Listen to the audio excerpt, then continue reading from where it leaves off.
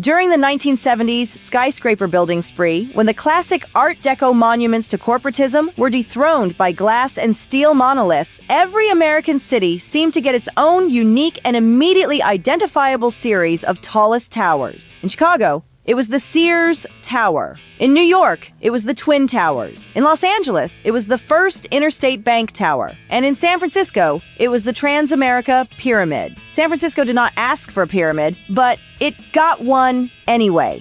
Tall, white, shimmering like a quartz dream. Or, depending on the eye of the beholder, an overachieving geometry project that somehow landed in the middle of a famously idiosyncratic city. When the Transamerica Pyramid rose in 1972, stretching 853 feet into the fog and seagull territory, opinions were as sharply pointed as the building itself. It towered above cable cars, Italian bakeries, and hilly streets like a futuristic needle pointing straight at the clouds.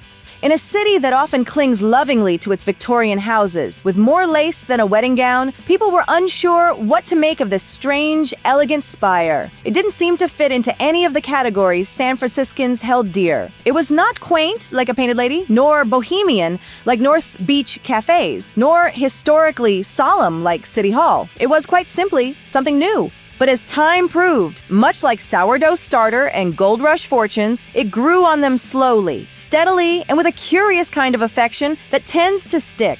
Its story began long before concrete mixers and steel girders on a historic patch of ground, land that once hosted waves rather than workers and gulls rather than office tenants. This area was originally the shoreline of Yerba Buena Cove, where ships like the Niantic sailed, or, in one memorable and rather dramatic case, sailed directly into the mud and decided to stay there after its ambitious crew abandoned ship to chase gold. Instead of being reclaimed or sent to some maritime afterlife, the Niantic was ingeniously recycled into a hotel, warehouse, and makeshift office building, becoming an unofficial symbol of San Francisco thrift, resourcefulness, and imagination. It wasn't fancy, but it had character, the kind of ramshackle charm that made locals smile and visitors scratch their heads. Later, in 1853, came Montgomery Block, a brick structure so storied that the tales it inspired still drift around the city like the ever-present fog. It was known as a meeting ground of poets, painters, lawyers, scientists, and dreamers. Mark Twain reportedly joked and scribbled within its walls. Ambrose Bierce sharpened his wit there. Frida Kahlo and Diego Rivera passed through during the creative whirlwind of the 1930s. If its walls could talk, they would probably offer an eloquent monologue about bohemianism and real estate. For over a century, Montgomery Block stood as both a cultural landmark and a comfortable sanctuary for San Francisco's spirited thinkers. When it was eventually demolished in 1959 and replaced by a parking lot, it felt less like destruction and more like a pause, a breath being held, as if the land were quietly waiting for something unexpected to rise.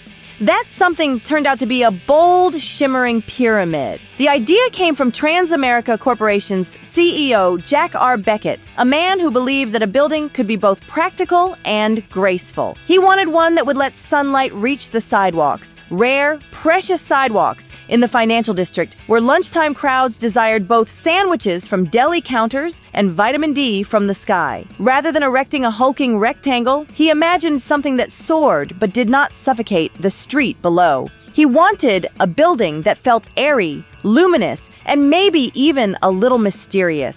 Some might say he wanted a skyscraper with a soul. Enter architect William Pereira, a man with a flair for sleek designs and futuristic thinking, as well as a past that included working as an art director in Hollywood. When he presented Beckett with a conceptual model that looked somewhere between a crystal shard, a modern obelisk, and a whispered rumor of something extraterrestrial, Beckett reportedly said, "Yes, that one." It made a bold statement without needing to shout. It broke from the expected, ignored the conventional, and dared to stand as something symbolic, something memorable. Beckett loved it. San Francisco did not, at least not at first.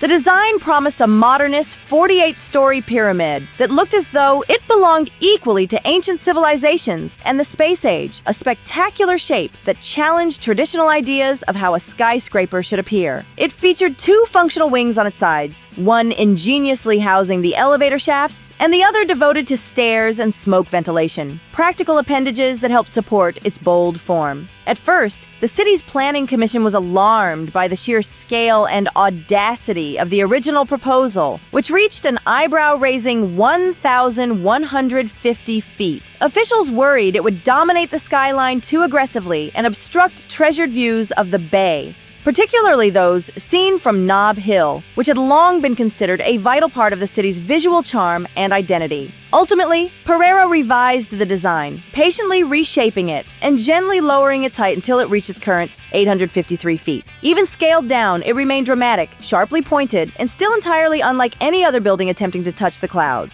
Construction began in 1969, a year humming with cultural change and architectural ambition. Setting the foundation was no small task. The concrete pour for the base was a round-the-clock operation, continuing non-stop for 3 days and 3 nights, a feat of engineering endurance that attracted curious bystanders.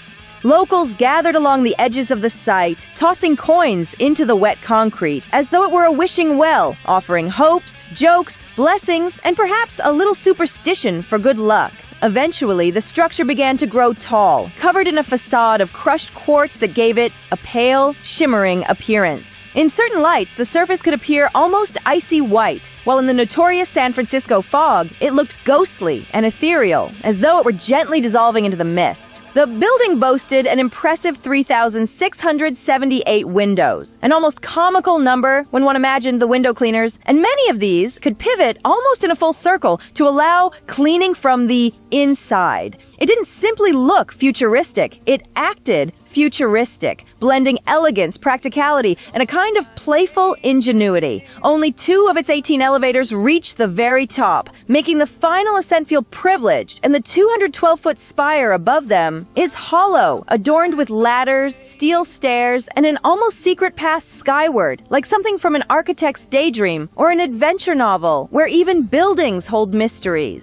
When it opened in 1972, the Transamerica Pyramid instantly captured attention, not only for its shape, but also for its statistics. It was the tallest building in San Francisco, proud and unmistakable, the tallest structure west of Chicago, and the 8th tallest in the entire world. It was a marvel of both form and function, a bold statement made of concrete, quartz, and imagination. It gracefully held the city's crown until Salesforce Tower arrived in 2017 to claim the title of tallest. But even now, ranked only 2nd in height, it remains first in personality and cultural presence. Its image continues to appear on postcards, movies, and skyline silhouettes, and it lives on in memory as the skyscraper that dared to be different. It is still displayed prominently in the logo of the Transamerica Corporation, despite the company moving its headquarters to Baltimore years ago, almost as though the pyramid is too iconic, too beloved, or simply too woven into the company's identity to ever be left behind.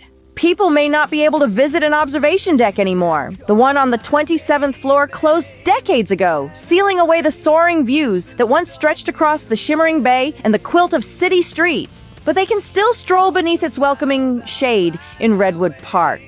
This charming garden, gently nestled at the base of the pyramid, is a sweet half-acre haven, planted with towering Santa Cruz redwood trees that were carefully transported to the site, growing tall and wise in the heart of the bustling financial district. There, visitors can sit on wooden benches, listen to birds that somehow find a home among skyscrapers, and admire bronze sculptures that sit quietly among the greenery. One of the park's most delightful features is a whimsical fountain celebrating Mark Twain's famous frog from the celebrated jumping frog of Calaveras County, making the park feel almost like a storybook corner of the city, where history and imagination meet beneath the whispering leaves. The light that Beckett wanted so badly really does filter through, finding its way past concrete and glass, bouncing off water, leaves, office shoes, and tailored business suits alike.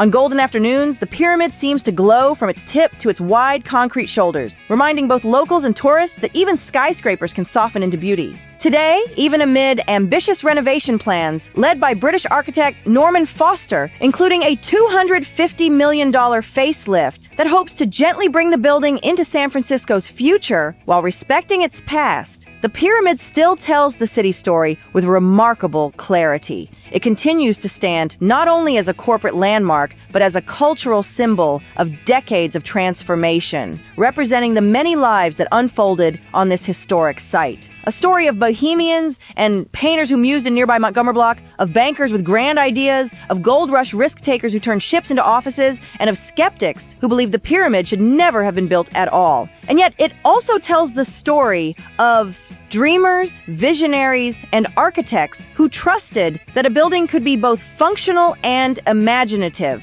A story rooted in ships-turned-hotels, gold rush ambition, technological daring, architectural resilience, and the stubborn belief that something unusual can become something beloved. It is a tale that stretches from 19th century shoreline mud to silicon slick modernity, with the pyramid rising in the middle, like the exclamation point of a long, winding sentence.